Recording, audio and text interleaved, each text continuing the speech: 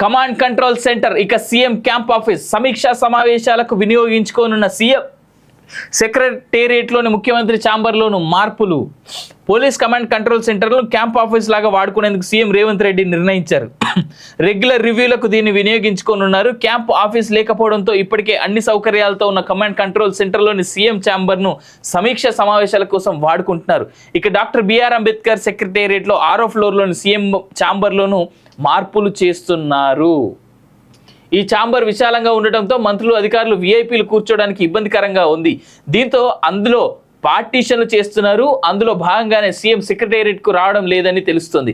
అలాగే ప్రధాన ద్వారం ఈస్ట్ గేట్ నుంచి కాకుండా సౌత్ ఈస్ట్ నుంచి లేదా వెనుక వైపు నుండి వెస్ట్ గేట్ నుంచి సీఎం రేవంత్ రెడ్డి కాన్వాయ్ ఎంట్రీకి ఏర్పాట్లు చేస్తున్నారు. సింపుల్గా చెప్పాలంటే ఆ కాకకి 6వ నెంబర్, ఈ కాకకి 9వ నెంబర్. ఫ్లోర్స్ కూడా మారుతున్నాయి కదా. సీఎం క్యాంప్ ఈ సెక్రటేరియట్లో 6వ ఫ్లోర్లో ఉన్నటువంటి సీఎం ఛాంబర్ కాస్త 9వ ఫ్లోర్కి మారుతుంది. అది ఆ వాస్తు మార్పులన్నీ అయిన తర్వాత అప్పుడు సెక్రటేరియట్ పోతాడు కాక. అప్పుడు దాకా పోయేదైతే డౌట్. మరో హీట్ వేవ్ ముప్పు. ఉత్తర భారతాన్ని వదలని వడగాల్పులు. 3 డిగ్రీలు పెరగనున్న టెంపరేచర్. రాబోయే 5 రోజులు అప్రమత్తంగా ఉండాలని ఐఎండీ హెచ్చరిక. ఎల్ నినో గ్లోబల్ వార్మింగే కారణం. ఈ ఏడాది భారత్ను కుదిపేసిన వేడిగాళ్లు 30 ఏళ్ల తర్వాత ఇదే తొలిసారి అంటున్న నిపుణులు. ఏదేమైనా నార్తోళ్ళకి కాస్త జాగ్రత్తగానే ఉండాలి. మనకైతే వర్షాలు స్టార్ట్ అయినా మనం చల్లగా ఉంటున్నాం.